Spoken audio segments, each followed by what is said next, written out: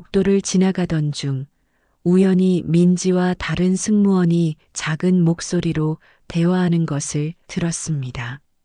저 할아버지 어떻게 비즈니스석에 앉게 된 거야?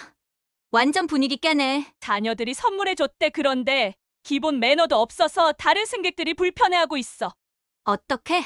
이코노미로 안내할까? 그럴 수는 없지. 티켓은 비즈니스니까 그냥 최소한의 서비스만 제공하자. 그들의 대화를 듣는 순간 남 회장의 가슴이 아팠습니다. 그의 아들이 이런 여성과 결혼한다고 생각하니 슬펐습니다. 사연을 듣고 난 후 각자의 의견을 댓글로 남겨주시기 바랍니다. 사소한 댓글이라도 사연자분에게 큰 힘이 될 수 있습니다. 각색될 수 있고 사연자분의 입장에서 구성될 수 있습니다. 남도원은 맑은 가을 저녁 고급 레스토랑의 창가 자리에 앉아 와인잔을 돌리며 생각에 잠겼습니다. 서울 청담동에 위치한 이 레스토랑은 그가 특별한 손님을 위해 자주 예약하는 곳이었습니다. 오늘의 특별한 손님은 다름 아닌 그의 아들 남준호와 그의 여자친구 박민지였습니다.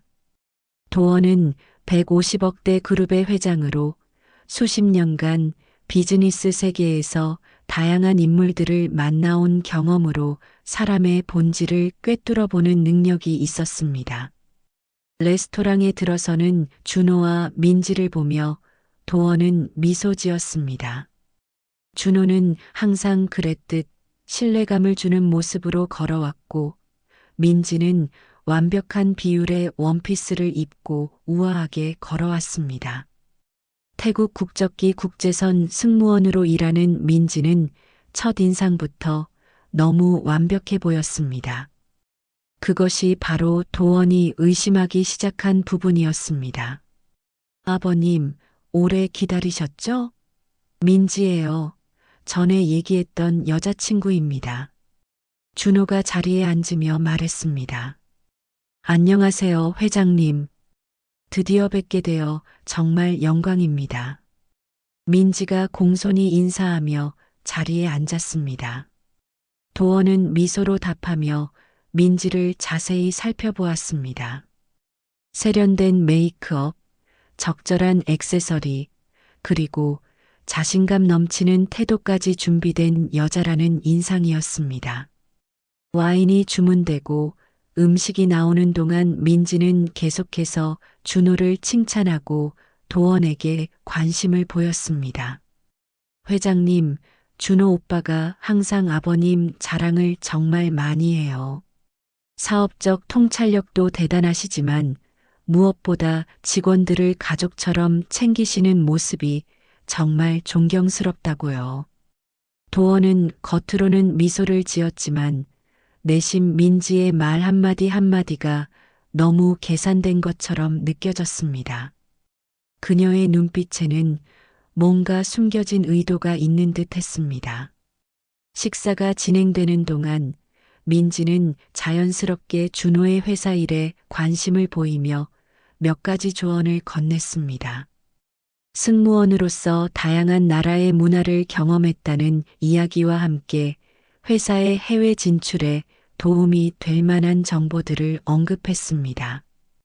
준호는 그런 민지를 자랑스럽게 바라보며 도원에게 윙크를 보냈습니다. 아버님, 민지 정말 대단하죠? 전 정말 운이 좋아요. 준호가 민지의 어깨를 감싸며 말했습니다. 도원은 이런 모습을 보며 아들이 민지에게 완전히 빠져 있다는 것을 알 수 있었습니다. 그리고 이것이 그를 더욱 불안하게 만들었습니다. 수많은 사업 파트너들과 협상을 하면서 그는 위장된 친절함과 진심 어린 호의를 구분할 수 있었습니다.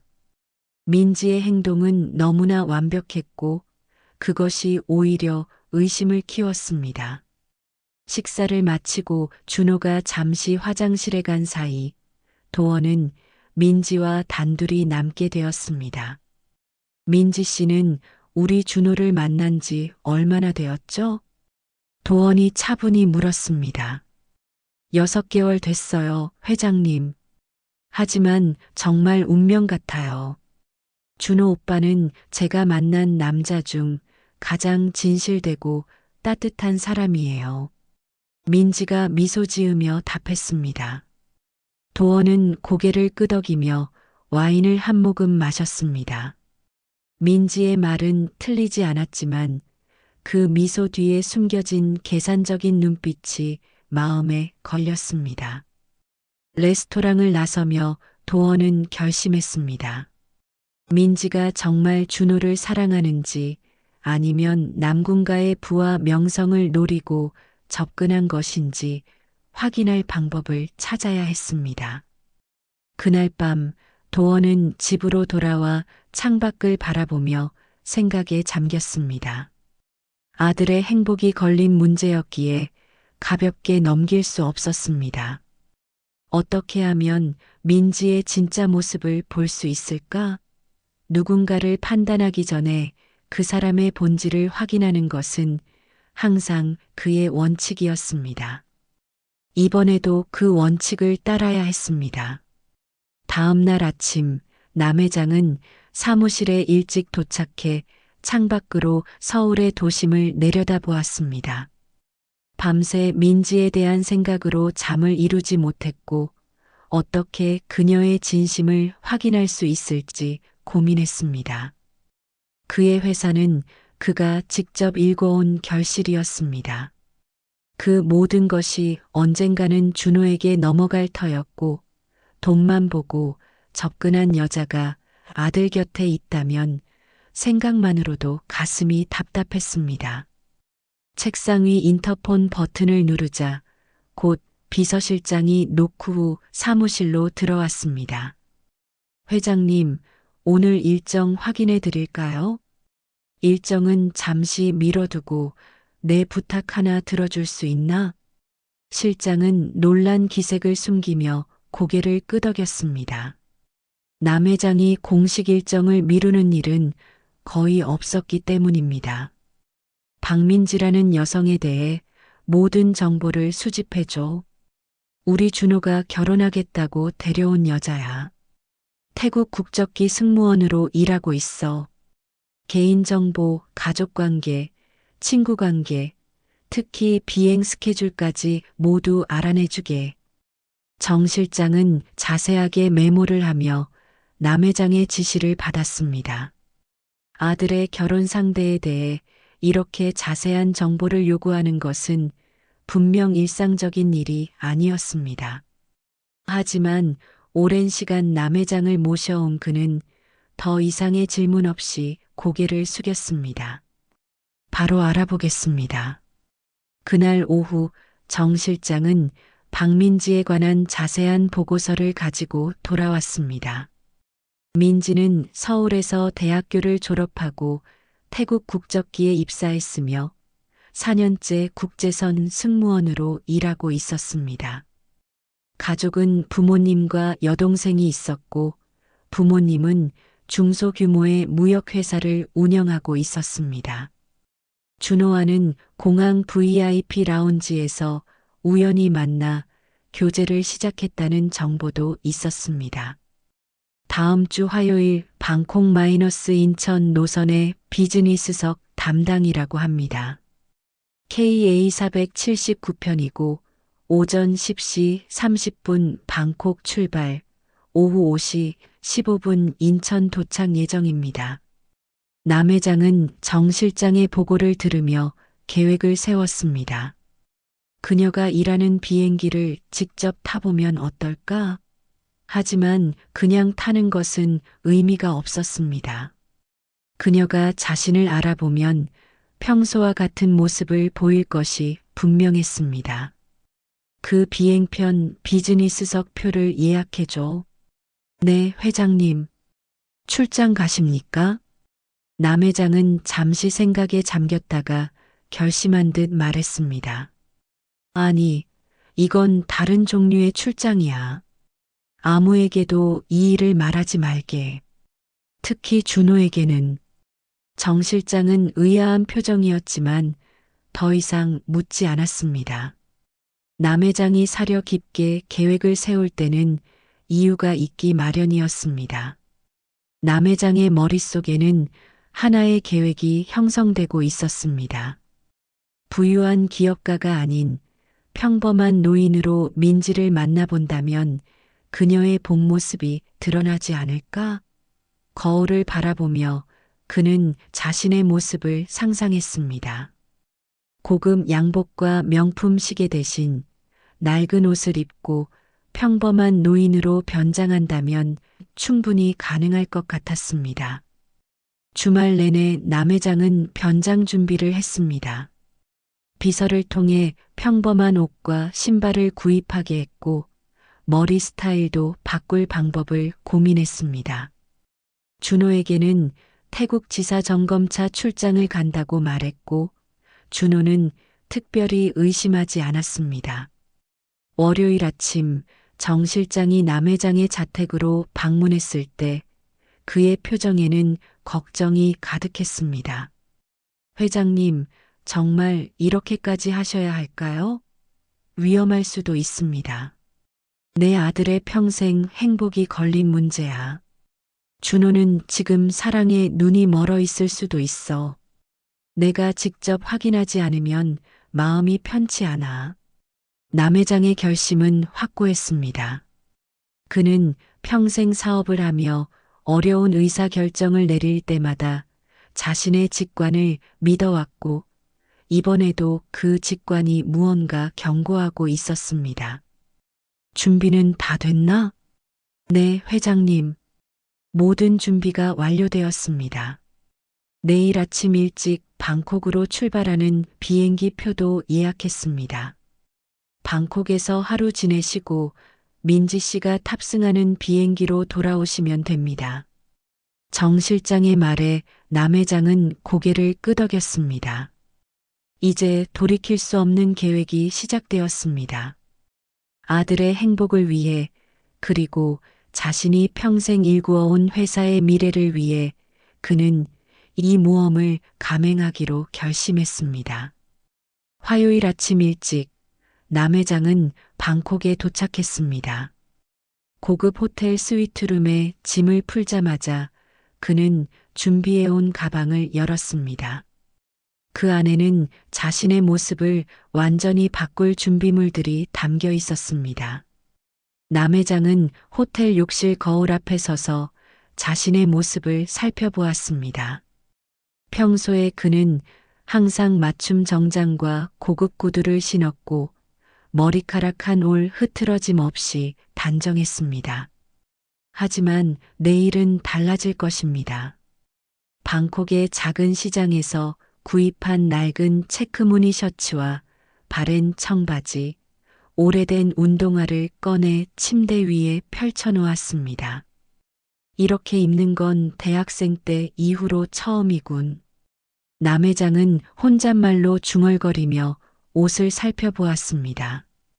서울을 떠나기 전 그는 비서 정 실장의 도움을 받아 방콕의 지역시장 위치를 파악했고 도착하자마자 직접 찾아가 중고 의류를 구입했습니다. 현지인들 사이에서 헌 옷을 고르는 동안 그는 문득 자신의 어린 시절을 떠올렸습니다. 지금의 거대 기업을 일구기 전 그도 한때는 넉넉지 않은 가정에서 자랐습니다. 수염을 기르기 위해 면도기를 사용하지 않았고 평소에 바르던 값비싼 스킨케어 제품 대신 일반 로션만 사용했습니다.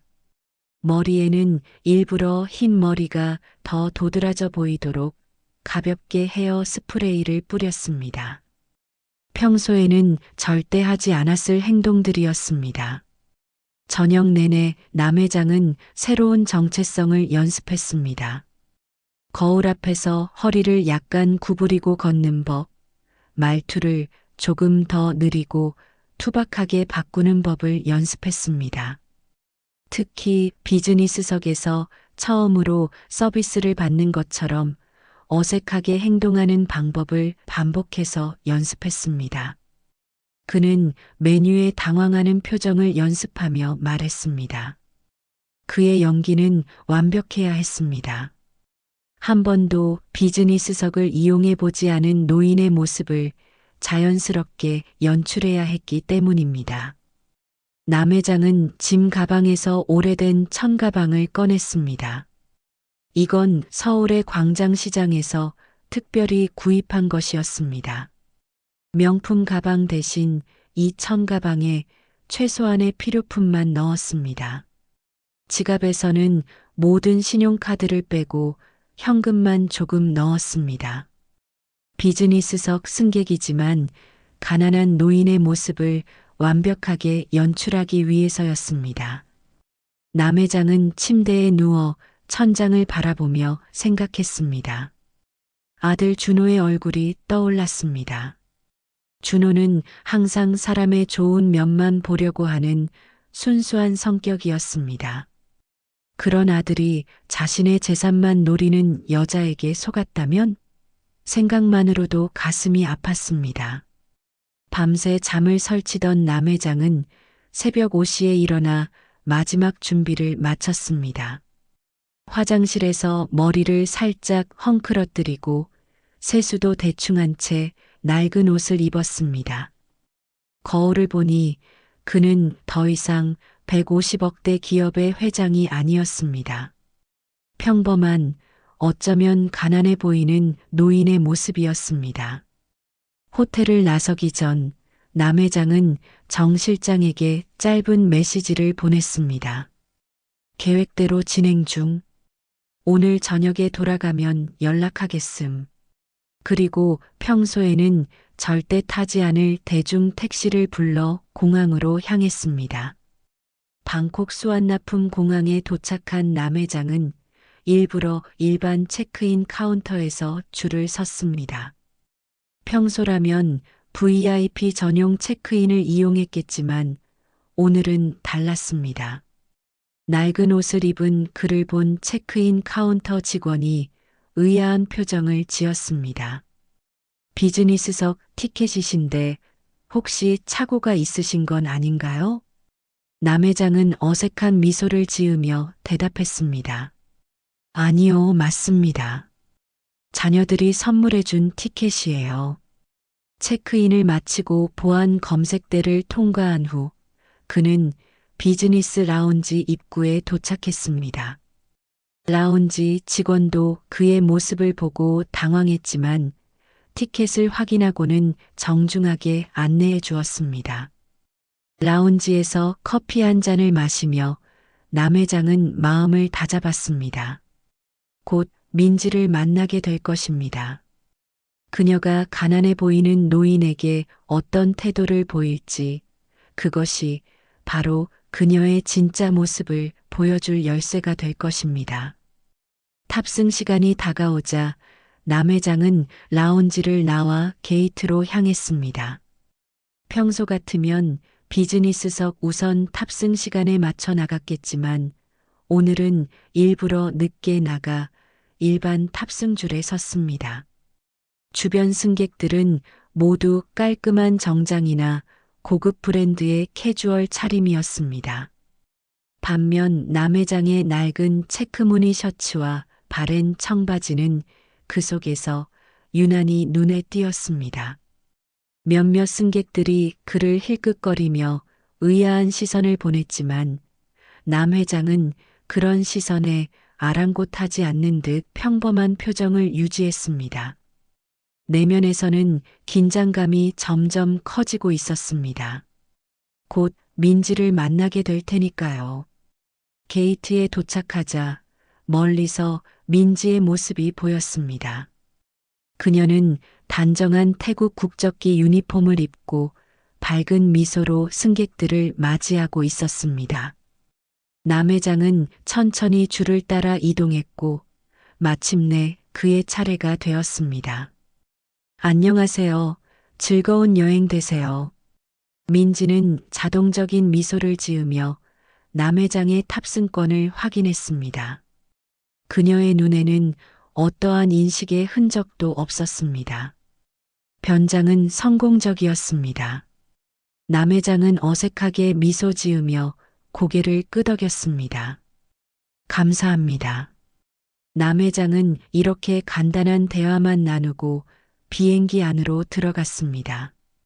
기내에 들어서자 다른 승무원이 그를 비즈니스석으로 안내했습니다.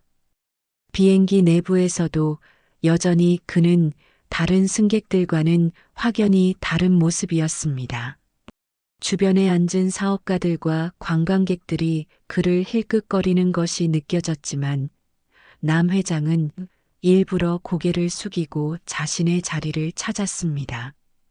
좌석에 앉자마자 민지가 다가왔습니다. 그녀는 전문적인 미소를 지으며 인사했습니다. 안녕하세요. 오늘 여러분의 담당 승무원 박민지입니다. 출발 전 음료 한 잔 도와드릴까요? 남 회장은 어색하게 웃으며 대답했습니다. 네, 물 한 잔만 주세요. 민지가 물을 따라주는 동안 남 회장은 그녀의 표정을 유심히 관찰했습니다. 그녀는 완벽한 서비스 미소를 유지했지만 물을 건네는 순간 그녀의 눈에 스친 미묘한 변화를 놓치지 않았습니다. 마치 이런 사람이 어떻게 비즈니스석에? 라는 의문이 스쳐 지나가는 듯 했습니다.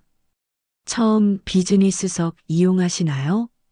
민지가 물잔을 내려놓으며 물었습니다. 남 회장은 당황한 듯한 표정을 지으며 대답했습니다. 네, 자녀들이 선물해줬어요. 이런 좋은 자리는 처음이네요. 그 말을 듣자 민지의 표정이 미묘하게 변했습니다. 겉으로는 친절한 미소를 유지했지만 눈빛은 달랐습니다. 남 회장은 수십 년간 사업을 하며 사람들의 미세한 표정 변화를 읽는데 능숙해져 있었기에 그 순간의 변화를 놓치지 않았습니다. 비행기가 이륙 준비를 하는 동안 민지는 다른 비즈니스석 승객들에게 세심한 주의를 기울이며 서비스했습니다. 하지만 남 회장에게는 필요한 최소한의 서비스만 제공하는 것이 느껴졌습니다. 미묘한 차이였지만 그는 그것을 분명히 감지할 수 있었습니다. 비행기가 활주로로 이동하는 동안 남 회장은 창밖을 바라보며 생각에 잠겼습니다. 지금까지의 관찰만으로는 확실한 결론을 내릴 수 없었습니다. 하지만 첫인상은 그의 의심을 조금씩 확인시켜주고 있었습니다. 민지는 고급 비즈니스석에 어울리지 않는 노인에게 미묘하게 다른 태도를 보이고 있었습니다. 비행기가 이륙하고 안전벨트 표시등이 꺼지자 승무원들이 본격적인 서비스를 시작했습니다. 민지는 다시 남 회장의 좌석으로 다가와 메뉴판을 건넸습니다. 식사 메뉴를 선택해 주시겠어요? 남 회장은 일부러 메뉴판을 보고 당황하는 모습을 연출했습니다. 거울 앞에서 연습했던 대로였습니다. 이게 다 뭐예요? 그냥 평범한 한식은 없나요? 이 말에 민지의 표정이 순간적으로 굳어졌습니다. 그녀는 재빨리 미소를 되찾았지만 그 짧은 순간 드러난 본심을 남 회장은 놓치지 않았습니다. 죄송합니다만 비즈니스석에서는 특별 메뉴만 제공됩니다. 한식 옵션도 있지만 일반 가정식과는 조금 다른 고급 한정식입니다. 그녀의 목소리에는 미묘한 거리감이 느껴졌습니다. 마치 비즈니스석의 품격을 이해하지 못하는 사람을 대하는 듯한 어조였습니다. 그럼 한식으로 주세요. 남 회장은 메뉴를 돌려주며 말했습니다. 민지는 형식적인 미소를 지으며 고개를 끄덕였습니다. 그녀가 떠난 후 남 회장은 주변을 살펴보았습니다. 비즈니스석의 다른 승객들은 대부분 노트북을 열어 일을 하거나 태블릿으로 영화를 보고 있었습니다. 모두 비즈니스석에 익숙한 모습이었습니다. 약 30분 후 민지와 다른 승무원들이 식사를 서빙하기 시작했습니다. 남회장의 앞에는 고급스럽게 차려진 한정식이 놓였습니다. 민지는 빠르게 음식을 설명한 후 다른 승객들에게로 이동했습니다. 남회장은 일부러 젓가락 사용을 어색하게 했고 국물을 조금 흘리기도 했습니다. 그리고 가끔은 소리를 내어 음식을 먹으며 주변의 시선을 끌었습니다. 얼마 지나지 않아 민지가 다시 그의 좌석으로 다가왔습니다. 그녀의 표정은 더 이상 친절한 미소가 아니었습니다. 오히려 짜증을 억누르는 듯한 표정이었습니다. 손님, 식사는 마음에 드시나요? 남회장은 입가에 밥알을 묻힌 채 활짝 웃으며 대답했습니다. 네, 맛있어요. 하지만 집에서 먹는 김치찌개만큼은 아니네요. 민지의 눈에서 순간적으로 경멸의 빛이 스쳤습니다. 그녀는 낮은 목소리로 말했습니다. 손님, 비즈니스석은 보통 정장을 입은 분들이 이용하시는 자리입니다. 식사 매너도 중요하게 여겨지고요. 다른 승객분들을 위해 조금만 조용히 식사해 주시면 감사하겠습니다. 그녀의 말에 담긴 의미를 남회장은 정확히 알아차렸습니다. 당신 같은 사람은 이 자리에 어울리지 않는다는 뜻이었습니다. 남회장은 순진한 표정으로 물었습니다. 제가 뭐 잘못했나요? 민지는 잠시 당황한 듯 했지만 곧 형식적인 미소를 지으며 대답했습니다. 아닙니다. 다만 다른 승객분들을 위해 협조 부탁드립니다. 그녀가 떠난 후 남회장은 창밖을 바라보며 생각에 잠겼습니다. 지금까지의 관찰로는 민지가 가난해 보이는 노인에게 분명히 다른 태도를 보이고 있다는 것이 확실해졌습니다. 하지만 더 확실한 증거가 필요했습니다. 식사를 마친 후 남회장은 일부러 트레이를 깔끔하게 정리하지 않고 그대로 두었습니다. 다른 승객들의 트레이는 민지가 즉시 수거해 갔지만 그의 것은 한참 후에야 다른 승무원이 와서 치워갔습니다. 민지는 그를 피하는 듯 했습니다. 화장실에 가기 위해 자리에서 일어난 남회장은 일부러 비틀거리며 걸었습니다. 복도를 지나가던 중 우연히 민지와 다른 승무원이 작은 목소리로 대화하는 것을 들었습니다. 저 할아버지 어떻게 비즈니스석에 앉게 된 거야? 완전 분위기 깨네. 자녀들이 선물해줬대. 그런데 기본 매너도 없어서 다른 승객들이 불편해하고 있어. 민지의 말에 다른 승무원이 대답했습니다. 어떻게? 이코노미로 안내할까? 그럴 수는 없지. 티켓은 비즈니스니까.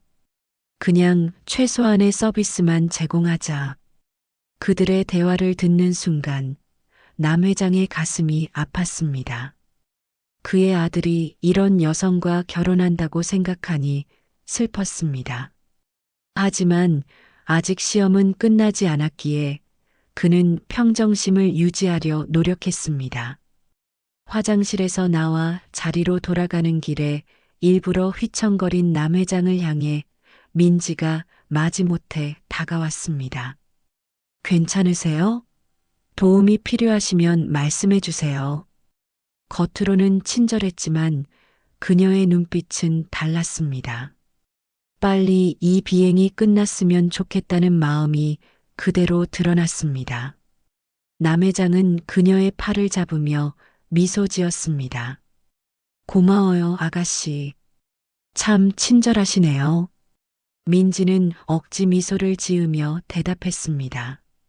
당연한 일입니다. 자리로 돌아온 남 회장은 창밖을 바라보며 생각에 잠겼습니다. 민지의 이중적인 태도는 이제 명백했습니다. 겉으로는 친절한 척하지만 속으로는 가난해 보이는 노인을 무시하는 사람이었습니다.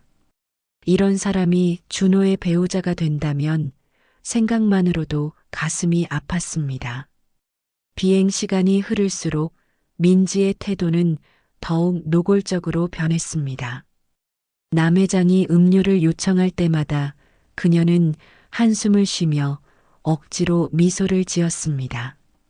다른 승객들에게는 즉각적인 서비스를 제공하면서도 그에게만은 늦게 응대했습니다. 비행이 중반을 넘어서자 기내 분위기가 더욱 조용해졌습니다. 대부분의 승객들은 영화를 보거나 휴식을 취하고 있었습니다. 남 회장은 기내 서비스 버튼을 눌러 물을 요청했습니다.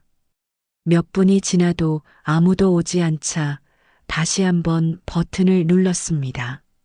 마침내 민지가 약간 짜증이 섞인 표정으로 다가왔습니다. 무엇을 도와드릴까요? 남 회장은 순진한 미소를 지으며 대답했습니다. 물 좀 더 주시겠어요? 민지는 형식적인 미소를 지으며 고개를 끄덕였습니다. 하지만 물을 가져오는데 생각보다 오랜 시간이 걸렸고 마침내 물을 건네줄 때 약간 흔들리는 바람에 물이 남 회장의 바지에 몇 방울 떨어졌습니다. 죄송합니다. 그녀는 형식적인 사과를 했지만 눈빛에서는 전혀 미안함이 느껴지지 않았습니다. 남 회장은 그저 미소로 받아들였습니다. 괜찮아요. 실수는 누구나 할 수 있죠. 민지가 자리를 뜬 후 옆 좌석의 중년 사업가가 작은 목소리로 말을 걸었습니다. 그 승무원 태도가 좀 그렇네요. 불만 제기하시는 게 어떨까요? 남 회장은 고개를 저었습니다. 괜찮습니다. 나이 든 사람은 이런 대우에 익숙해요. 사실 그는 전혀 익숙하지 않았습니다. 150억대 기업의 회장으로서 항상 최고의 대우를 받아왔기 때문입니다. 하지만 지금은 연기 중이었기에 무시당하는 노인의 역할을 충실히 해내야 했습니다. 비행이 후반부에 접어들자 민지와 2명의 다른 승무원이 남 회장의 좌석으로 다가왔습니다. 그들은 서로 눈빛을 교환하더니 민지가 조심스럽게 입을 열었습니다. 손님, 혹시 이코노미석으로 자리를 옮기시면 어떨까요? 지금 빈자리가 있는데 거기가 좀 더 편하실 것 같습니다. 남 회장은 순간 귀를 의심했습니다. 비즈니스석 티켓을 가진 승객에게 이코노미로 옮기라니 이건 명백한 모욕이었습니다. 주변 승객들의 시선이 일제히 그들에게 모였습니다. 창피함과 분노가 동시에 치밀어 올랐지만 남 회장은 침착함을 유지했습니다. 제가 왜 자리를 옮겨야 하죠? 이 자리 티켓을 샀는데요. 민지는 낮은 목소리로 대답했습니다. 다른 승객분들이 조금 불편해하셔서요. 비즈니스석에는 특정한 분위기가 있잖아요. 그녀의 말에 담긴 의미를 정확히 이해했습니다. 남 회장의 외모와 행동이 고급 좌석의 품격에 맞지 않는다는 뜻이었습니다. 남 회장은 고개를 천천히 저었습니다. 죄송하지만 저는 여기 있을 권리가 있습니다. 제 자리에서 비행을 마치겠습니다. 민지의 얼굴이 붉어졌습니다. 분노를 억누르는 듯 했습니다. 그녀는 형식적인 미소를 지으며 물러났지만 그 뒤로 다른 승무원들과 작은 소리로 대화하는 모습이 보였습니다. 남 회장은 그들의 대화를 듣기 위해 귀를 기울였습니다. 어떻게? 저 할아버지 때문에 다른 손님이 불만을 제기하셨어. 이런 경우는 처음이네.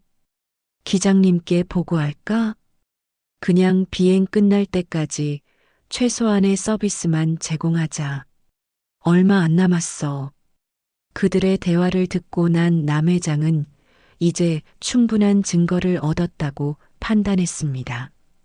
민지는 가난해 보이는 노인을 공개적으로 무시하고 비즈니스석에서 쫓아내려 할 정도로 이중적인 사람이었습니다. 이런 사람이 준호의 아내가 된다면 남가문은 물론 준호의 인생도 불행해질 것이 분명했습니다. 비행기가 인천에 가까워지면서 착륙 준비 안내방송이 나왔습니다. 남 회장은 좌석을 똑바로 세우고 안전벨트를 맸습니다. 창밖으로 보이는 한국의 풍경을 바라보며 깊은 한숨을 내쉬었습니다. 그는 아들에게 진실을 어떻게 전할지 고민했습니다. 준호는 민지를 진심으로 사랑하고 있었고 그녀의 이중적인 면모를 알게 되면 큰 상처를 받을 것이 분명했습니다. 민지는 착륙 준비 과정에서도 남 회장을 철저히 무시했습니다. 다른 비즈니스석 승객들에게는 개인적으로 인사하고 안전벨트를 확인해 주면서도 그에게는 시선조차 주지 않았습니다. 이제 남 회장은 결심했습니다. 비행기가 착륙한 후 모든 승객이 내리고 나면 민지에게 자신의 정체를 밝힐 것입니다. 그것이 이 위험한 계획의 마지막 단계였습니다. 비행기가 태국에서 한국으로 향하는 동안 서울에서는 남준호가 특별한 날을 준비하고 있었습니다. 그는 아침 일찍 일어나 정성껏 차려입었습니다. 오늘은 그에게 인생의 전환점이 될 날이었기 때문입니다. 민지에게 프로포즈할 날이었습니다.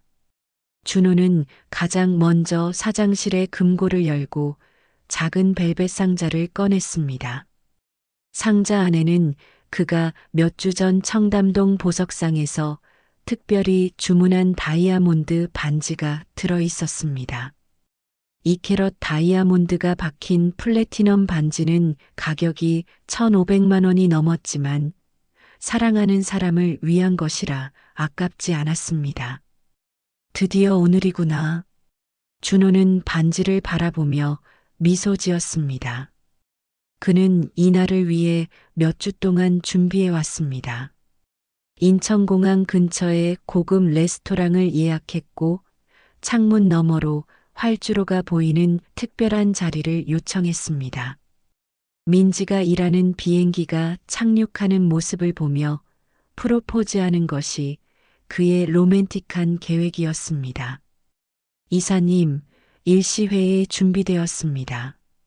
비서의 목소리에 준호는 상자를 재빨리 주머니에 넣고 고개를 끄덕였습니다. 오늘 오후까지는 회사 일에 집중해야 했습니다. 남성그룹의 미래를 이끌어갈 그에게는 책임감이 무거웠지만 오늘만큼은 마음이 들떠 있었습니다. 회의실에서 여러 임원들과 미래 전략을 논의하면서도 준호의 마음은 자꾸 민지와의 미래로 향했습니다. 그녀와 함께할 결혼식, 신혼여행, 그리고 행복한 가정의 모습이 그의 머릿속에서 그려졌습니다. 민지는 그가 만난 여성들 중 가장 완벽했습니다. 똑똑하고 아름답고 그의 사업에도 관심을 가져주었습니다. 이상으로 3분기 해외 사업 계획 보고를 마치겠습니다. 임원의 말에 준호는 생각에서 깨어났습니다. 회의가 끝난 후 그는 사무실로 돌아와 남은 업무를 빠르게 처리했습니다.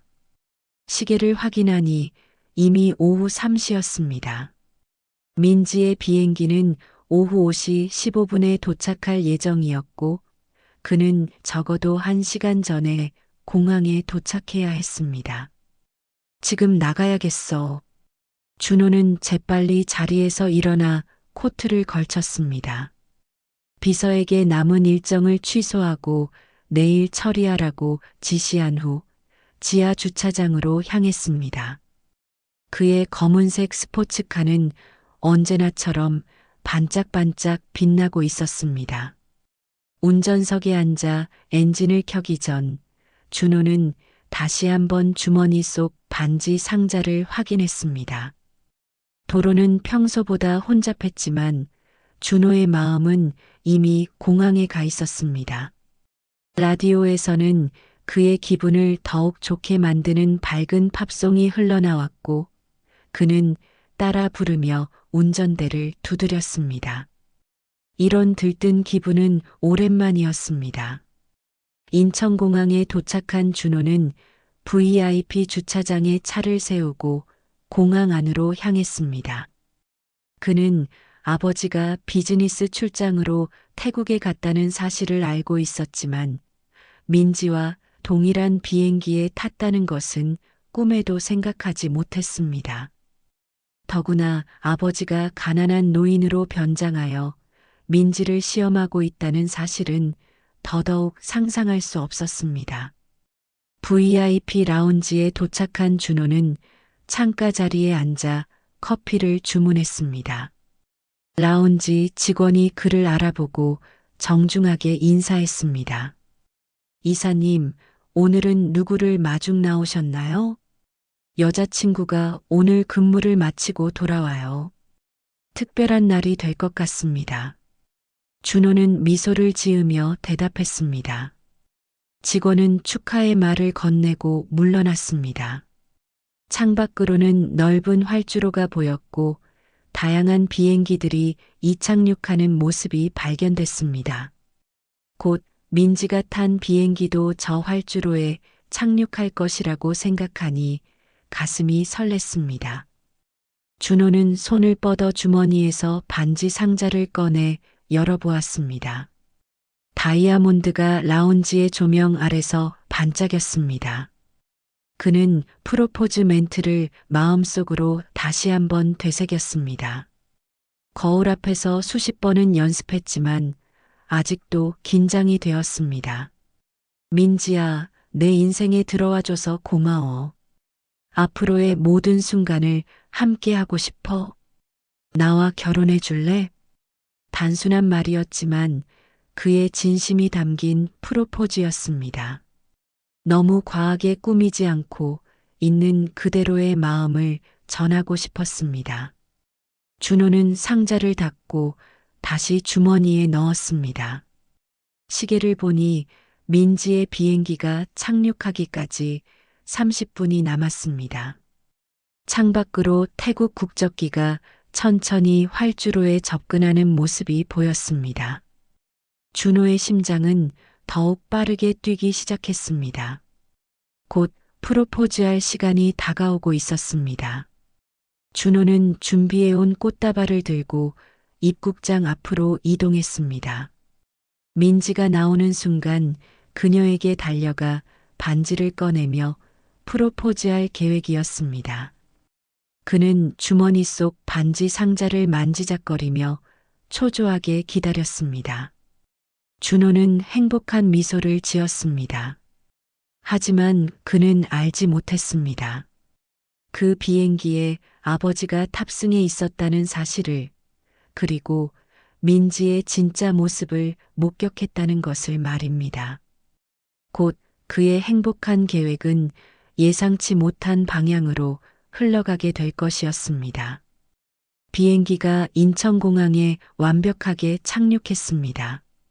기내방송이 나오고 승객들이 하나둘씩 짐을 챙겨 일어나기 시작했습니다. 남회장은 서두르지 않고 자리에 앉아 있었습니다. 대부분의 승객들이 비행기를 떠날 때까지 기다리는 것이 그의 계획이었습니다.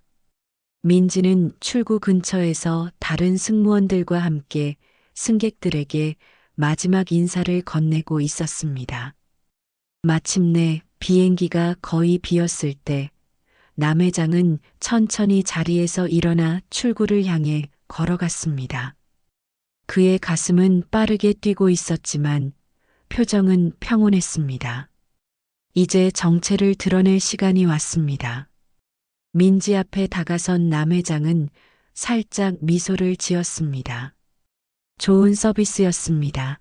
민지는 형식적인 미소를 지으며 고개를 숙였습니다. 감사합니다. 다음에 또 뵙겠습니다. 남 회장은 이제 가면을 벗을 준비가 되었습니다. 민지 씨, 저를 기억하지 못하시나요? 민지는 의아한 표정으로 남 회장을 다시 바라보았습니다. 그녀의 눈에는 혼란스러움이 역력했습니다. 죄송하지만 처음 뵙는 것 같은데요. 남 회장은 천천히 자세를 바로하고 가난한 노인의 목소리가 아닌 평소의 당당한 목소리로 말했습니다. 정말 그런가요? 남준호 씨 아시죠? 그 말을 듣는 순간 민지의 얼굴이 하얗게 변했습니다. 그녀의 눈이 커지며 놀라움과 공포가 섞인 표정이 되었습니다. 뭐라고요? 남 회장님이세요? 그렇습니다. 나는 남도원입니다. 그리고 당신이 우리 준호와 결혼하려는 박민지 씨군요. 민지의 몸이 가늘게 떨리기 시작했습니다. 그녀는 말을 더듬으며 변명하려 했습니다. 회장님, 이건 오해예요. 제가 알아보지 못했어요. 정말 죄송합니다. 남 회장은 고개를 저었습니다. 오해가 아닙니다. 당신의 진짜 모습을 보기 위해 이런 모습으로 비행기에 탔어요. 그리고 충분히 보았습니다. 민지는 급하게 주변을 둘러보더니 목소리를 낮추어 말했습니다. 회장님, 여기서 이야기하기는 좀 그렇습니다. 다른 곳으로 가서 대화할 수 있을까요? 그럴 필요 없습니다. 내가 할 말은 이미 마음속에 정리되어 있으니까요. 남 회장의 목소리에는 단호함이 느껴졌습니다. 민지의 표정이 더욱 굳어졌습니다. 그녀는 이제 자신의 행동을 모두 지켜봤다는 사실을 알고 당황하고 있었습니다. 회장님, 정말 죄송합니다. 제가 잘못했어요. 하지만 이건 업무 중의 일이고 개인적인 감정과는 별개입니다. 저는 정말 준호 씨를 사랑해요. 남 회장은 쓴웃음을 지었습니다. 사랑이요? 진정한 사랑은 상대의 외모나 지위, 돈에 좌우되지 않습니다. 당신은 낡은 옷을 입은 노인을 무시했어요. 그게 당신의 진짜 모습입니다. 민지의 눈에 눈물이 고였습니다. 진심인지 연기인지 구분하기 어려웠습니다. 회장님, 제발 준호 씨에게 이 일을 말하지 말아주세요. 제가 정말로 반성하고 있어요. 늦었습니다. 나는 이미 결정했어요. 당신 같은 사람은 우리 준호의 배우자로 적합하지 않습니다. 그 말을 듣자 민지의 표정이 돌변했습니다. 동정심과 후회의 가면이 벗겨지고 분노와 원망의 감정이 드러났습니다. 그렇군요. 처음부터 저를 시험하셨던 거군요. 정말 치사하시네요. 남 회장은 그녀의 말에 놀라지 않았습니다. 이것이야말로 그녀의 진짜 모습이었습니다. 치사하다고요? 아들의 행복을 위해 예비 며느리의 진심을 확인하는 게 치사한 일인가요? 저도 사람이에요. 실수할 수 있습니다. 한 번의 실수로 저를 판단하시는 건 너무하세요. 한 번의 실수가 아닙니다. 당신은 비행 내내 저를 무시하고 모욕했어요. 그것도 다른 승객들 앞에서요. 그런 사람이 우리 가족의 일원이 된다면 준호는 평생 불행할 겁니다. 민지는 이제 완전히 달라진 모습이었습니다. 눈물을 거두고 차갑고 계산적인 눈빛으로 남 회장을 노려보았습니다. 알겠습니다. 회장님이 그렇게 결정하셨다면 어쩔 수 없죠. 하지만 준호 씨가 저를 얼마나 사랑하는지 아세요? 그가 저를 포기할 것 같습니까? 그녀의 말에 잠시 흔들렸지만 곧 마음을 다잡았습니다. 그건 준호가 결정할 일입니다. 하지만 나는 아버지로서 진실을 알려줄 의무가 있어요. 좋아요. 한번 해보죠. 누구 말을 믿을지 준호 씨가 결정하게 하면 되겠네요. 민지의 도전적인 태도에 남 회장은 더 이상 대화를 이어갈 필요성을 느끼지 못했습니다. 모든 것은 이미 명백했습니다. 그리고 알아두세요. 저는 이 항공사의 주요 주주이기도 합니다. 당신의 오늘 행동에 대해 회사에도 알릴 생각입니다. 민지의 얼굴이 창백해졌습니다. 그제서야 그녀는 자신의 행동이 가져올 결과를 깨달은 듯 했습니다. 공항을 나서며 남 회장은 깊은 한숨을 내쉬었습니다. 택시에 오르면서 원래 계획했던 레스토랑 예약은 취소하라고 비서에게 연락했습니다. 준호가 민지에게 프로포즈하려 했던 그 장소에서 아들을 만나고 싶지 않았습니다. 대신 자택으로 돌아가 준호와 대화할 준비를 했습니다. 서울 강남의 고급 주택가에 위치한 그의 집에 도착하자 오랜 가정부 최 씨가 반갑게 맞이했습니다. 그녀는 남 회장의 낡은 옷차림을 보고 놀랐지만 경험상 질문하지 않는 것이 현명하다는 것을 알고 있었습니다. 저녁 식사 준비해 드릴까요, 회장님? 아니요, 오늘은 됐어요.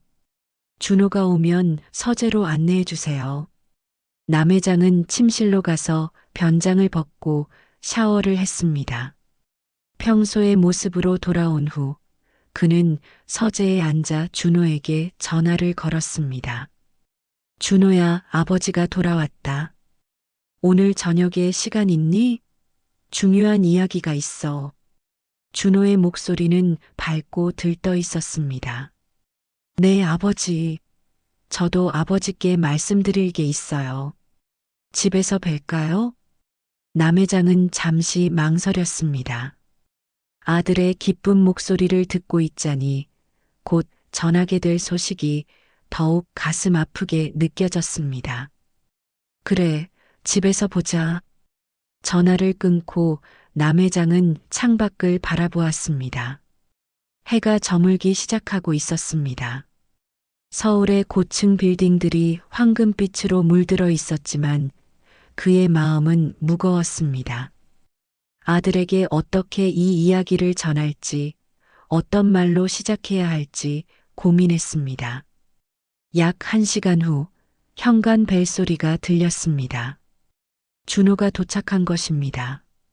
남 회장은 심호흡을 하고 서재문을 열었습니다. 복도 끝에서 준호의 밝은 얼굴이 보였습니다. 그는 한 손에는 꽃다발을, 다른 손에는 샴페인 병을 들고 있었습니다. 아버지, 오셨군요.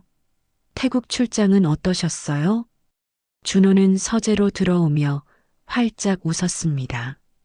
그의 눈은 기쁨으로 빛나고 있었습니다.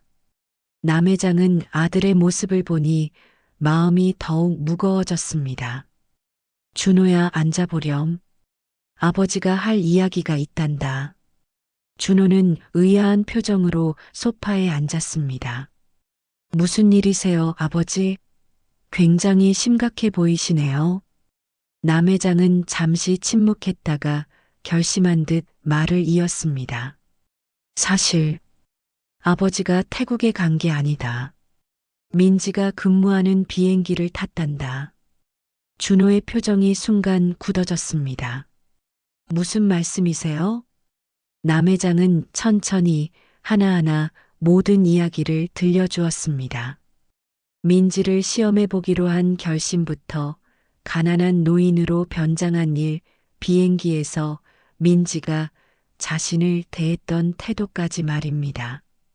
그리고 마지막으로 비행기에서 내릴 때 정체를 밝힌 일과 민지의 돌변한 태도까지 모두 설명했습니다. 말을 마치자 준호의 얼굴에는 믿기지 않는다는 표정이 가득했습니다. 그의 손에 들고 있던 샴페인 병은 이미 그의 무릎 위에 힘없이 놓여 있었고 꽃다발은 소파 옆에 떨어져 있었습니다. 아버지, 그럴 리가 없어요. 민지는 그런 사람이 아니에요. 분명 오해가 있었을 거예요. 예상했던 반응이었습니다.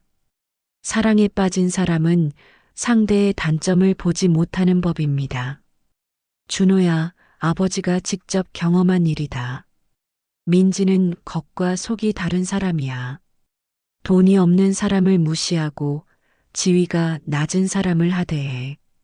그런 사람이 우리 가족이 된다면 너는 평생 불행할 거야. 준호는 고개를 저었습니다. 아니에요, 아버지. 민지가 그럴 리가 없어요. 제가 직접 물어볼게요. 이미 늦었다, 준호야. 비행기에서 내릴 때 내가 정체를 밝혔어. 그리고 우리 회사가 그 항공사의 주주라는 사실도 알려줬지. 준호의 얼굴이 창백해졌습니다. 그는 천천히 자리에서 일어났습니다. 아버지, 어떻게 그럴 수 있으세요? 제 인생인데. 내 인생이기 때문에 더 걱정되는 거야, 아들아. 내가 행복하기를 바란다. 하지만 민지와는 행복할 수 없어. 돈이 없는 사람을 무시하는 사람은 결코 진정한 가족이 될 수 없어. 그 말을 끝으로 준호는 아무 말 없이 자리에서 일어났습니다. 그의 눈에는 분노와 배신감이 가득했습니다. 전 민지를 믿어요. 직접 만나서 이야기하겠습니다. 말을 마치고 준호는 서재를 나갔습니다. 현관문이 쾅 소리를 내며 닫히는 소리가 들렸습니다. 남 회장은 한동안 혼자 앉아 생각했습니다. 너무 강하게 나갔나? 준호의 마음을 더 생각했어야 했을까? 하지만 이미 돌이킬 수 없는 일이 되었습니다. 남 회장은 위스키 한 잔을 따르고 소파에 깊이 몸을 묻었습니다. 오늘의 모든 일들이 머릿속을 맴돌았습니다.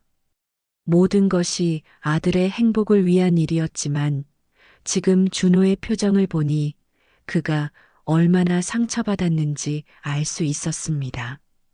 그저 시간이 모든 것을 해결해 주기를 바랄 뿐이었습니다. 다음 날 아침 남 회장은 잠을 설친 후 일찍 일어났습니다. 준호의 모습이 계속 머릿속에 맴돌았습니다. 아들의 환한 얼굴, 그리고 그의 꿈이 깨지는 순간을 목격한 것은 아버지로서 가슴 아픈 일이었습니다. 하지만 남 회장은 자신의 결정이 옳았다고 믿었습니다.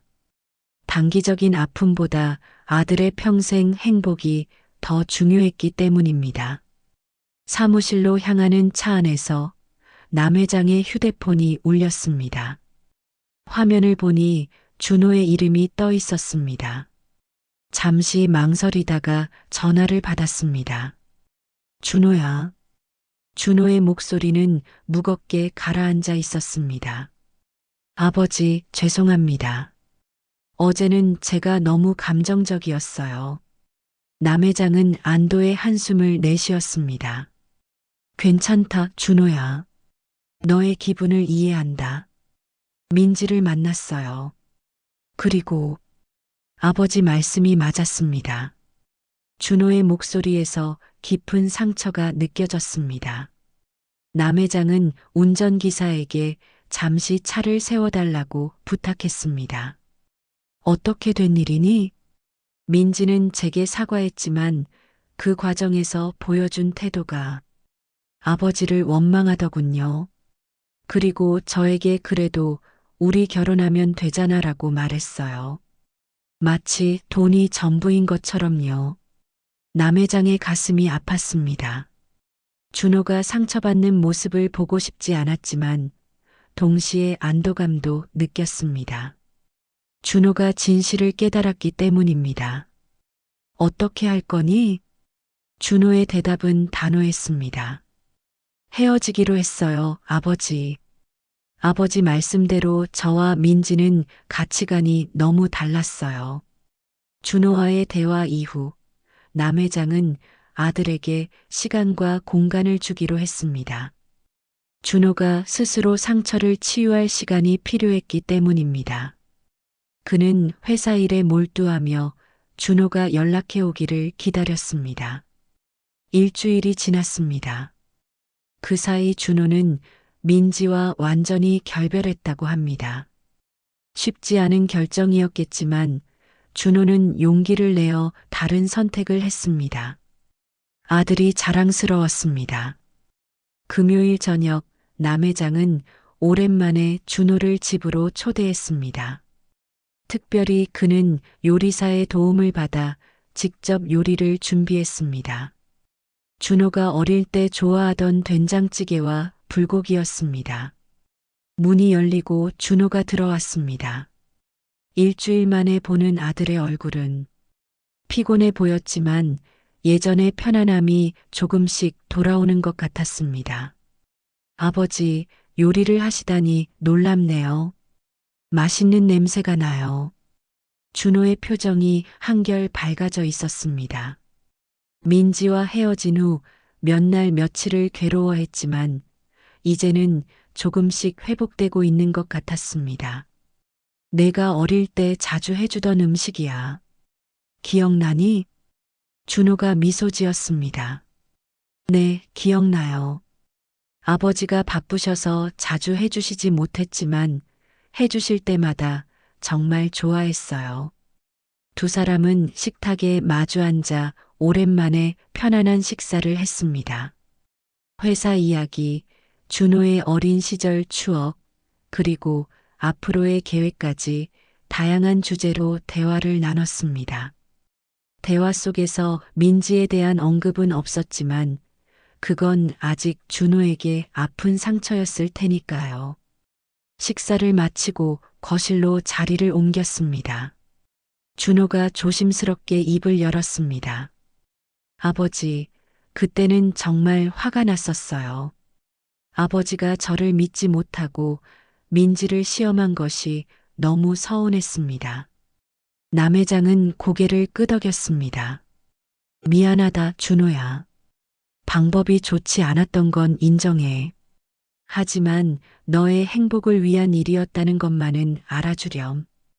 준호는 잠시 생각에 잠기더니 말했습니다. 이제 이해해요. 아버지께서 그렇게까지 하신 이유를요. 진심으로 저를 걱정하셨던 거죠. 그래, 아들아. 내가 평생 함께할 사람이니까 그 사람의 진짜 모습을 봐야 한다고 생각했어. 준호의 눈에 눈물이 고였습니다. 아버지, 어른이 됐는데 아직도 아버지 도움이 필요하네요. 남회장은 준호의 손을 꼭 잡았습니다. 나이가 몇이든 부모는 항상 자식을 걱정하는 법이야. 준호가 고개를 끄덕였습니다. 앞으로는 사람을 볼 때 외모나 지위보다 그 사람의 본질을 보려고 노력할게요. 아버지께서 가르쳐 주신 소중한 교훈이에요. 두 사람은 그날 밤 오랜 시간 이야기를 나눴습니다. 아버지와 아들로서 또 인생의 선배와 후배로서요. 비록 민지와의 일은 아픈 경험이었지만 그 과정에서 부자의 관계는 더욱 단단해졌습니다. 준호야, 언젠가 너의 진정한 반쪽을 만날 거야. 그땐 아버지가 응원할게. 남회장은 마지막으로 아들의 어깨를 두드렸습니다. 창밖으로 보이는 서울의 밤하늘에는 별들이 빛나고 있었습니다. 어두운 구름이 지나간 후 더 밝은 빛이 보이는 것처럼 아픔 이후에는 더 큰 행복이 기다리고 있을 것이라는 희망을 두 사람 모두 느끼고 있었습니다. 사연을 듣고 댓글을 남겨주시기 바랍니다. 사소한 의견일지라도 사연자분에게는 큰 힘이 됩니다. 노골적인 악성 댓글은 사연자분에게 상처가 될 수 있으니 삼가 주시기 바랍니다.